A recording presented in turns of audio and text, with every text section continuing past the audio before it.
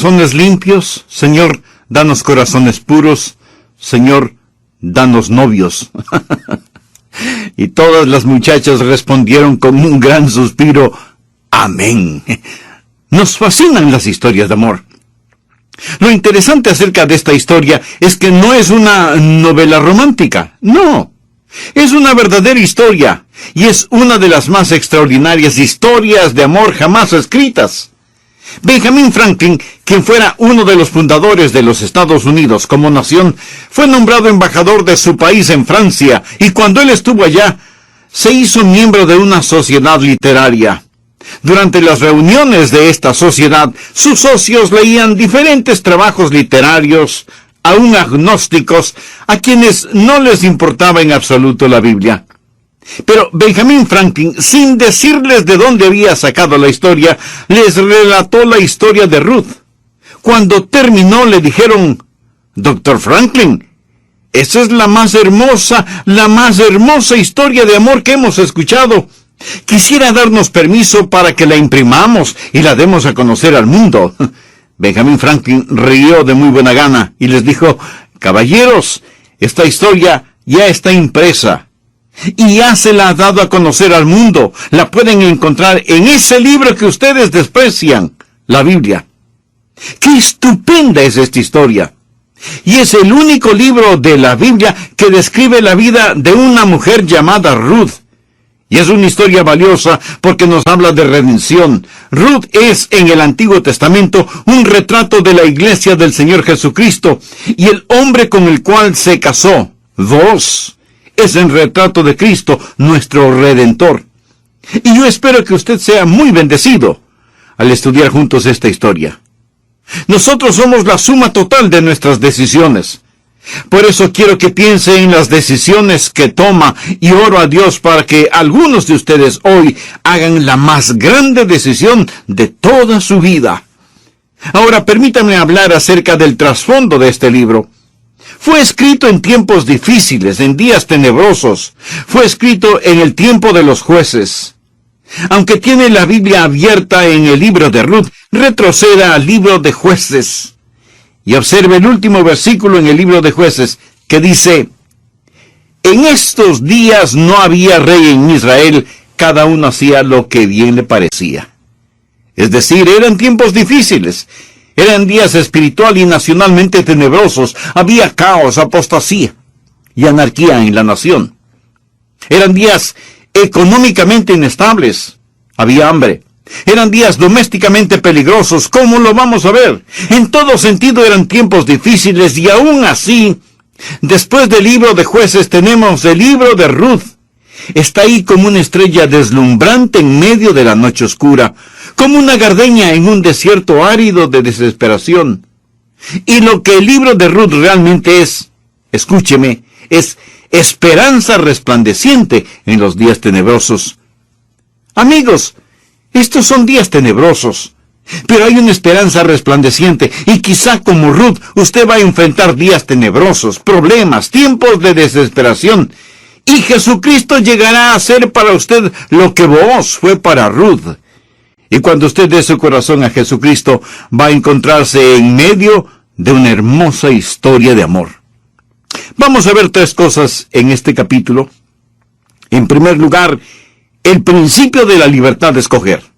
Le invito a leer Ruth, capítulo 1, versículo 1. Aconteció en los días que gobernaban los jueces que hubo hambre en la tierra, y un varón de Belén. A propósito, Belén era donde Jesús nació, Belén de Judá. La palabra Belén significa casa de pan. Un varón de Belén de Judá fue a morar en los campos de Moab, él y su mujer, y 2 hijos suyos. El nombre de aquel varón era Elimelech, y el de su mujer Noemí. Y los nombres de sus hijos eran Malón y Kelión, efrateos de Belén de Judá. Llegaron pues a los campos de Moab y se quedaron allí. Ahora los moabitas, como vamos a ver, eran los archienemigos de Israel. Ellos eran una raza obscena, pagana, y Moab era un lugar obsceno y pagano. Y aquí estaba un hombre de la nación de Israel. Y como había hambre en el país, tomó una decisión y le dice a su familia, Malón, Kelión, Noemí, vengan. ¿A dónde vamos, papá? Bueno, parece que va a haber hambre aquí. Nosotros nos iremos a Moab. Se fueron a ese país maldito. Él tomó una decisión y fue una mala decisión. Fue una decisión que marcó su vida con tragedia, pero él tomó esa decisión. Permítame decir algo acerca de las decisiones, porque todo el capítulo aquí, en mi estimación, se basa en las decisiones. Y recuerda el título del mensaje. Es la decisión lo que determina el destino. Somos libres de escoger. Eso es lo que no nos hace máquinas, sino personas. Eso es lo que nos hace moralmente responsables. Por favor, anote al margen de Deuteronomio capítulo 30, versículo 19. A los cielos y a la tierra llamo por testigos hoy contra vosotros, que os he puesto delante la vida y la muerte, la bendición y la maldición. Escoge pues la vida para que vivas tú y tu descendencia. Le ruego que me preste atención. Hoy Dios pone ante nosotros la misma opción, la vida o la muerte, la bendición o la maldición, y somos libres de escoger. Y Dios dice, escoge la vida. Usted es libre de escoger. ¿Lo comprende?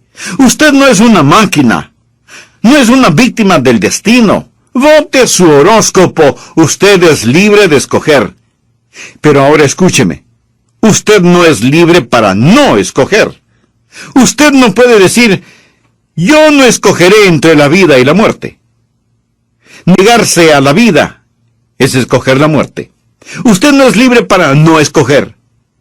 Al final de este mensaje le daré la oportunidad de tomar la decisión de entregarse a Cristo si no es un creyente.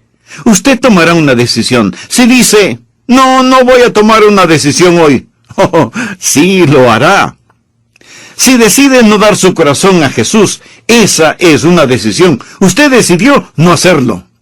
Verá, rechazar a Cristo es escoger no tener a Cristo. No existe ninguna manera en que usted pueda escaparse de tomar una decisión hoy. Siempre escogemos. Jesús dijo, el que no es conmigo, contra mí es. Lo que muchos no entienden es que el no aceptar a Cristo es rechazarlo. No aceptarlo es negarlo. Aparentemente nunca comprenden que aunque tienen la libertad para escoger, no son libres para no escoger. Hoy usted puede decir sí o no a Jesucristo. ¿Lo comprendió? Jesús dijo, el que no es conmigo, contra mí es. Usted es libre de escoger, pero usted no es libre para no escoger, y usted no es libre para escoger las consecuencias de su decisión. Eso es muy importante. Usted es libre de escoger, pero no es libre para escoger las consecuencias de su decisión. Es libre de escoger lanzarse de un edificio de 10 pisos, pero después de que haya saltado del edificio, lo que usted escogió libremente hacer, empieza a escoger por usted. ¿Correcto? Usted no es libre de escoger las consecuencias de su decisión. Las personas hablan acerca de libertad, hablan del amor libre, pero no son libres de escoger las consecuencias de sus decisiones. Actualmente lo estamos viendo en todo el mundo. La vil epidemia de enfermedades venéreas. Preciosos bebecitos que deberían nacer en hogares llenos de amor. Muchos de ellos pasan por la cámara de la muerte del aborto. Ellos hablan de su libertad de escoger. ¿Por qué no terminan esa frase y dicen su libertad de escoger asesinar a un bebé? Libertad de escoger. Ellos dicen, decidimos no tener este bebé. No, usted no es libre para escoger así. Simplemente es libre de escoger si tendrá un bebé vivo o un bebé muerto, porque de todas maneras va a tener un bebé. Verá, usted es libre de escoger, pero no es libre de no escoger, y no es libre de escoger las consecuencias de su decisión. Primero usted toma su decisión y después su decisión escoge por usted. Déjeme decirle que cuando usted toma unas cuantas grandes decisiones, eso se encarga de muchas de las decisiones pequeñas. ¿Ha salido usted con su cónyuge para ir a comer afuera? y ha experimentado el ritual de ¿dónde quieres ir a comer? No lo sé, donde tú quieras. Y si están en su carro, darán vueltas y más vueltas por la ciudad discutiendo dónde van a ir a comer. ¿Le ha sucedido eso a usted? Estoy seguro que sí. Permítame decirle lo que hace la diferencia. Cuando mi esposa y yo salimos afuera a comer, no tratamos de tomar una decisión frente a cada restaurante que pasamos, porque sabemos exactamente a dónde queremos ir a comer. Verá, cuando usted toma grandes decisiones, un gran número de pequeñas decisiones se realizan automáticamente. Yo viajo frecuentemente y tengo que quedarme en un hotel. Y usted sabe que en las habitaciones de los hoteles puede mirar películas pornográficas en la televisión. Pero cada vez que voy a un hotel, yo no tengo que estar decidiendo si voy a mirar esa basura. Ya he tomado la decisión de no hacerlo porque Cristo es mi Señor. Cuando usted toma unas cuantas decisiones grandes, automáticamente se realizarán unas cuantas decisiones pequeñas. Sí, somos libres para escoger, pero no somos libres para escoger las consecuencias de nuestras decisiones. Y si hacemos grandes decisiones que automáticamente se encargan de las decisiones pequeñas, entonces la mayor decisión que usted deberá hacer es el confesar que Jesucristo es el Señor. Ahora, hay muchas decisiones que hacemos en la vida que no tienen profundas o mayores consecuencias. Por ejemplo, si usted tiene sed, usted tiene para escoger entre una gran variedad de refrescos de diferentes marcas y tamaños, con cafeína o descafeinados, sin azúcar o artificialmente endulzados. Pero estas decisiones no tienen mayores consecuencias. Es lo mismo si quiere comprar un carro. ¿Sabía que en promedio hay 752 modelos de carros para escoger en infinidad de colores y con toda clase de accesorios? Y en Nueva York hay un almacén que únicamente vende bombillos eléctricos y tiene 2005 variedades de los mismos. Así que mientras algunas decisiones no tienen mayores consecuencias, hay otras decisiones que son extraordinariamente importantes. Entonces, el primer punto que quiero que usted entienda es el principio de la libertad de escoger. El segundo punto es el problema de una decisión equivocada. Primero, el principio de la libertad de escoger. Segundo, el problema de una decisión equivocada. Sigamos con la historia bíblica. Ahora lo que Elimelech hizo fue entrar en la tierra de Moab cuando él no tenía por qué ir ahí. Él descendía de un buen linaje, conocía la verdad, él nació en Belén, y Belén, usted sabe, fue donde nuestro Salvador nació. A propósito, el nombre Elimelech quiere decir, mi Dios es el rey. ¿Por qué razón tomó una mala decisión? Estamos hablando acerca de los problemas de una decisión equivocada. El versículo 1 nos dice que había hambre en la tierra. Él estaba siendo motivado por lo físico, no por lo espiritual. Y Satanás había susurrado en su oreja, Elimelech, un hombre tiene que vivir. Sabía que esa es una mentira. No tenemos necesariamente que vivir, sino que morir y después comparecer ante Dios. Pero lo que Elimelech hizo fue decir, mire, yo sé lo que Dios ha dicho.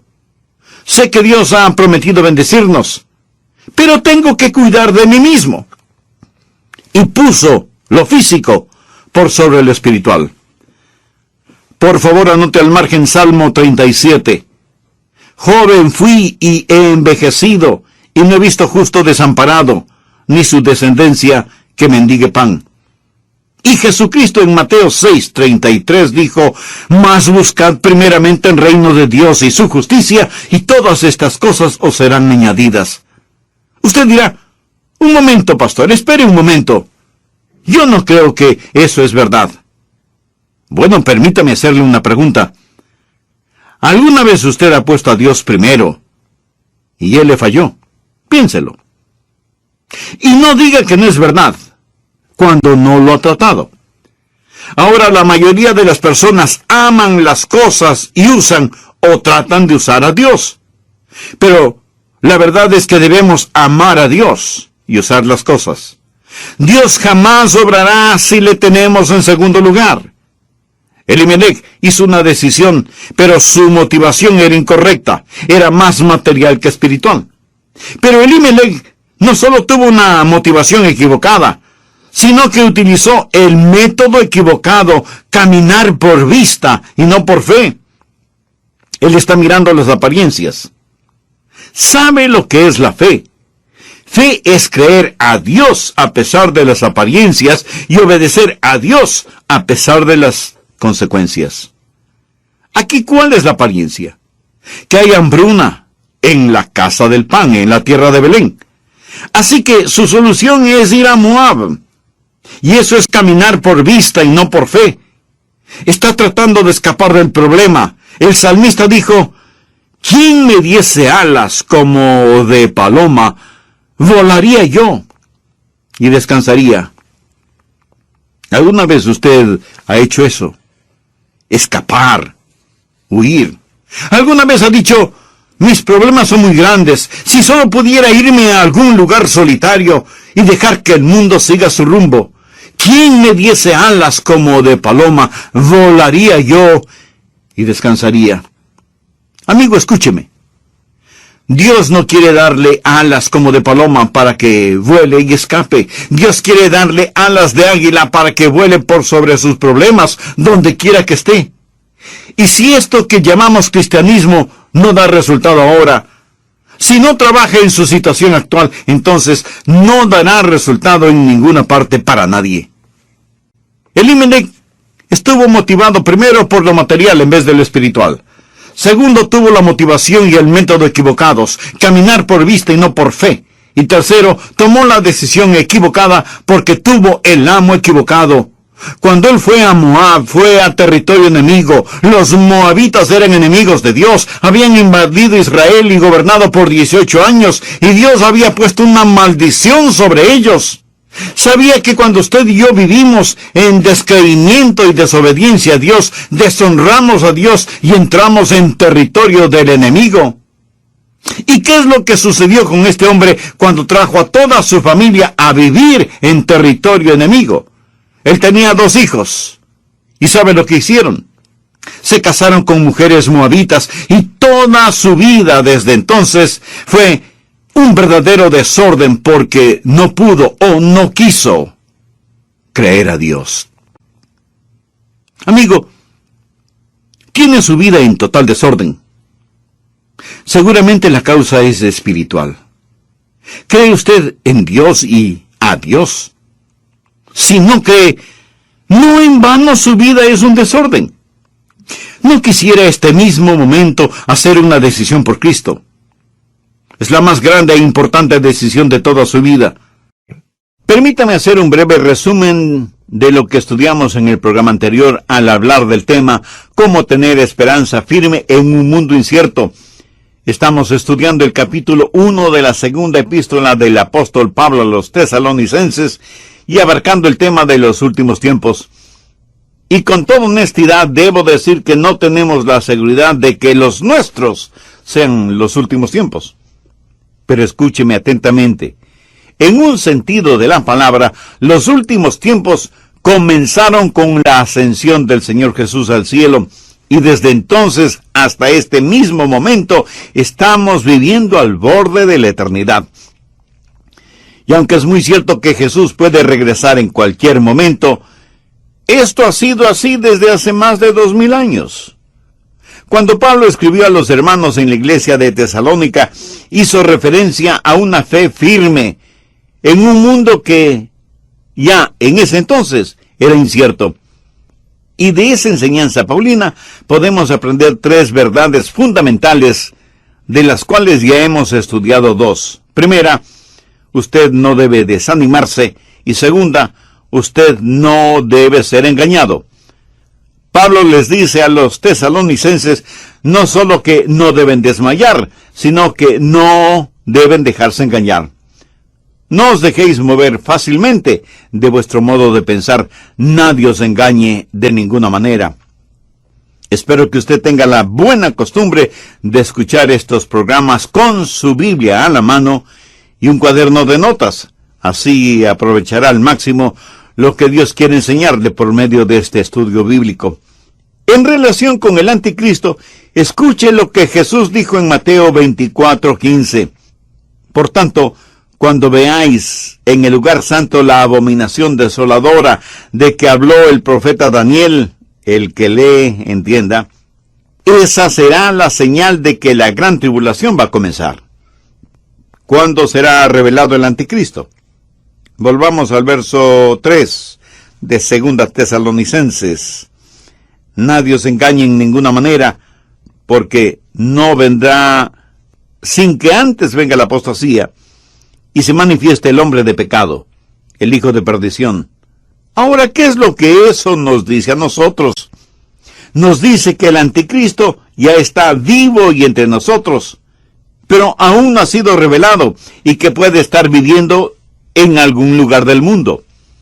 Ahora, yo personalmente creo que el anticristo saldrá de una Europa reunificada, pero hasta cuando sea revelado, hay un espíritu trabajando en el mundo a su favor, espíritu que la Biblia lo llama el misterio de la iniquidad.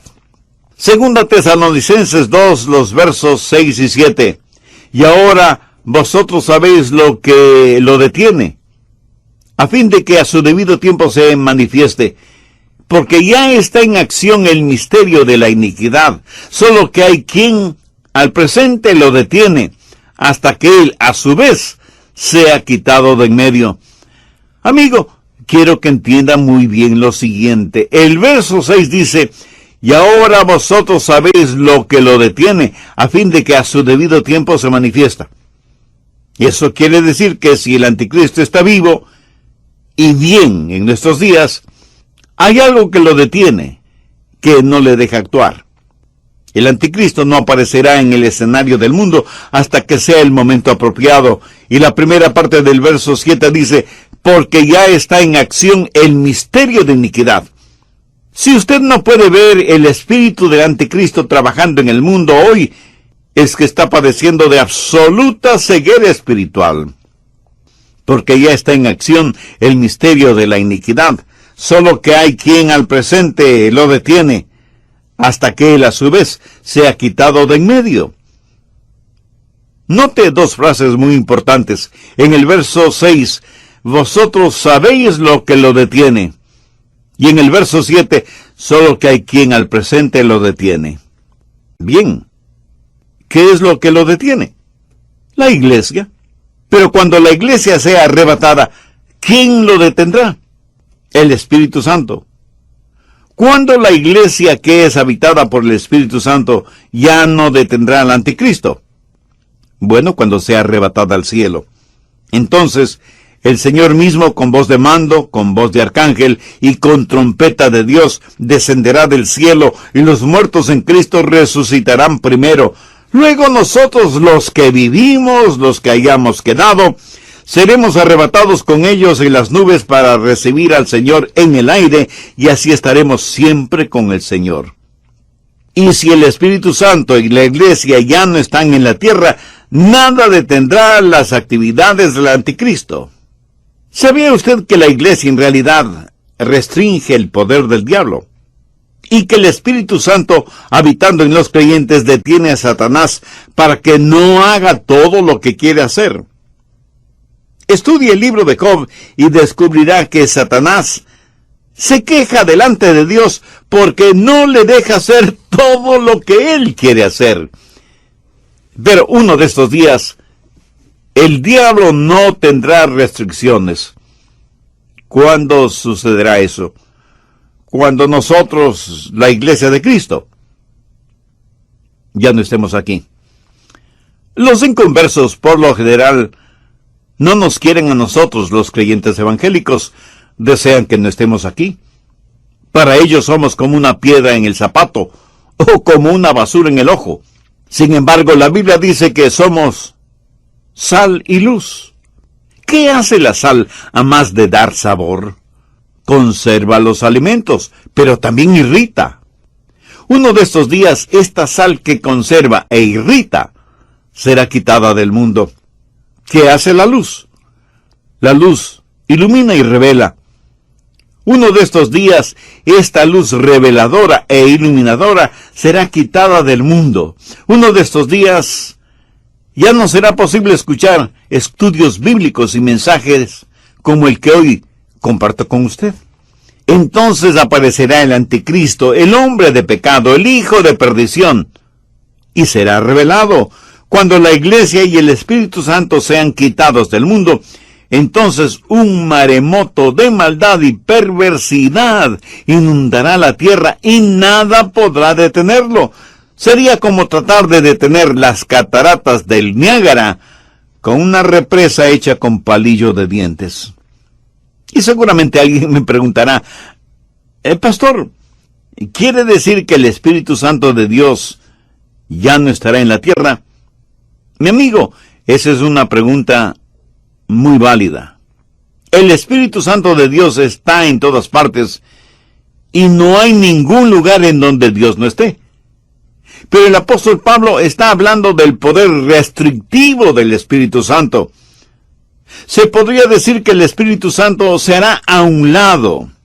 Y entonces el anticristo, el hombre de pecado, hará visible su presencia en este mundo.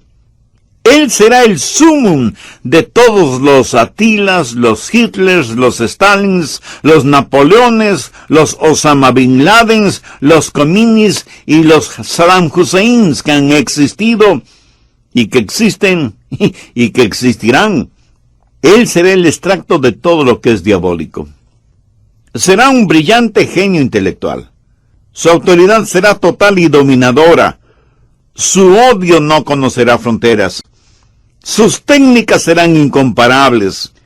Los hombres estarán dispuestos a morir por él. Las mujeres se rendirán a sus pies y los niños pronunciarán su nombre con reverencia y todo el mundo se maravillará de la bestia. El plan maestro de Satanás está ligado a este superhombre de Satanás, quien controlará a todo el mundo por medio de las finanzas, la política y la religión. El verso 9 dice, inicuo cuyo advenimiento es por obra de Satanás, con gran poder y señales y prodigios mentirosos. Él será capaz de hacer creer que arriba significa abajo, que lo negro es blanco, que lo bueno es malo y que lo malo es bueno, que lo amargo es dulce y viceversa. Por eso Pablo en los versos del 10 al 12 dice, y con todo engaño de iniquidad para los que se pierden, por cuanto no recibieron el amor de la verdad para ser salvos. Por esto Dios envía un poder engañoso, para que crean la mentira, a fin de que sean condenados todos los que no creyeron a la verdad, sino que se complacieron en la injusticia.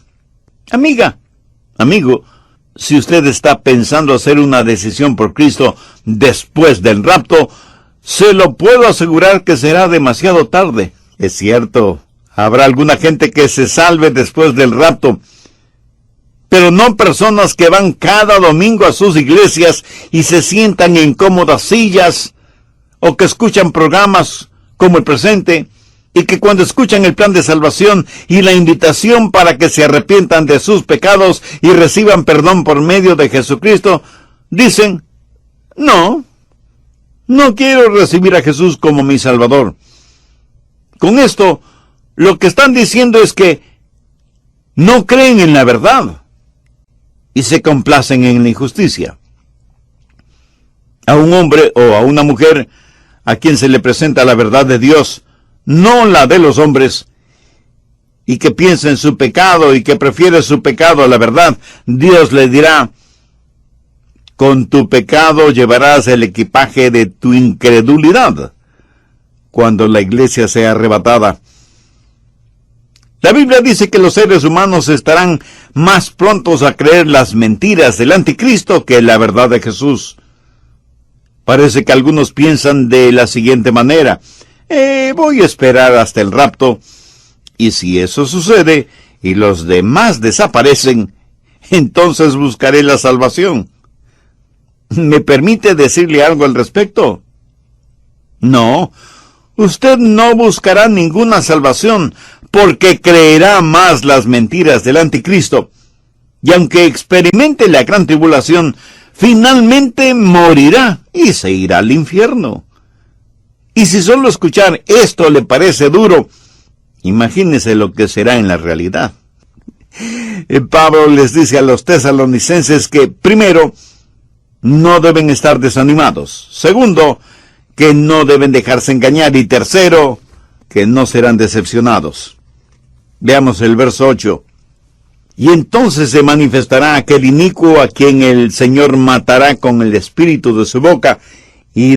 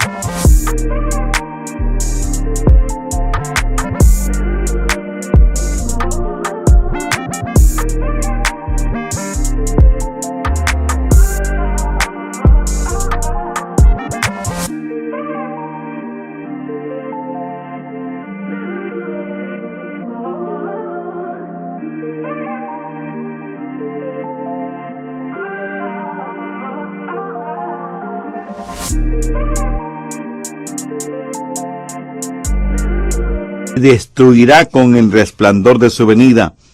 Aquí se está hablando de la batalla de Armagedón. Cuando el inicuo, el anticristo, venga, el Señor lo consumirá con el espíritu de su boca. ¿Qué quiere decir el apóstol? Que el mismo Jesús, que con su palabra les dio existencia, asimismo con su palabra los aniquilará. Recuerde que la segunda venida del Señor será en dos etapas. Primero, Él viene secretamente por su iglesia. Y segundo, Él viene soberana y públicamente con su iglesia. Hay un período de 7 años entre la gran tribulación y el regreso del Señor, no solo en el misterio del rapto, sino en la majestad de su revelación. Será entonces cuando el anticristo será destruido. Cuando el 777, esto es, el Señor Jesucristo, se encargará personalmente del 666.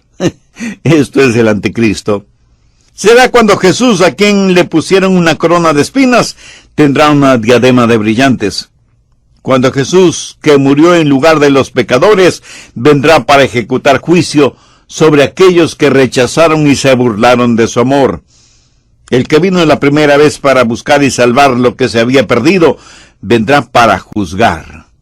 Jesús vino la primera vez en misericordia.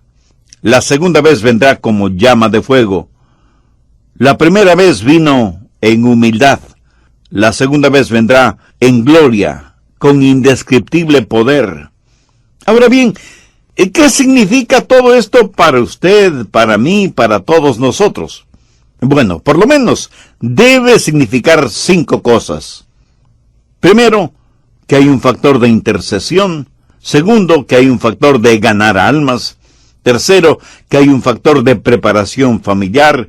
Cuarto, que hay un factor de consolación. Y quinto, que hay un factor de esperanza. En otras palabras, debemos ser movidos a compasión por aquellos que aún no son salvos. Debe ser una prioridad el traer almas para que conozcan al Salvador, comenzando con nuestra propia familia, cónyuge.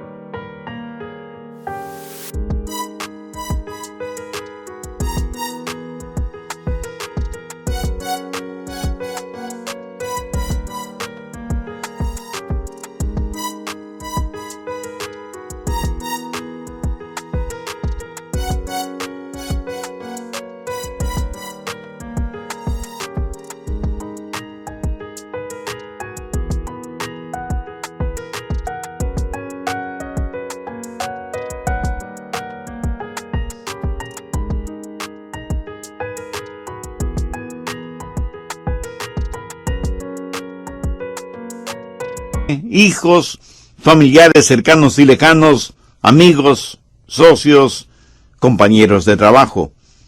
Y así como nosotros somos consolados en el Señor, debemos ser de consolación para otros, compartiendo con ellos la sólida y firme esperanza que tenemos. Por eso no debemos desmayar, ni debemos ir por ahí con ataques de histeria escatológica. Y sepamos sin envanecernos que somos los únicos que en verdad entendemos lo que está sucediendo en nuestros días y en nuestra época. Algunas personas visitaban una iglesia realmente antigua. Era un hermoso edificio y querían verla por dentro. Encontraron a un hombre haciendo la limpieza exterior y le preguntaron si podían recorrer toda la iglesia. Y el hombre les dijo que no había ningún inconveniente y que la llave de la puerta principal estaba en la cerradura. Ellos trataron y trataron de que la llave abriera la puerta, y por más que lo intentaron, no lograron hacer funcionar la llave. Entonces el hombre de la limpieza se les acercó y les dijo: «Oh, lo siento muchísimo. La puerta está un poco remordida, pero no está con llave. Solo tienen que empujar la puerta». Este simpático episodio me sirve para la siguiente analogía. Si usted quiere ser salvo, la puerta está sin llave. No trate de abrir con sus propias fuerzas lo que Dios ya ha abierto.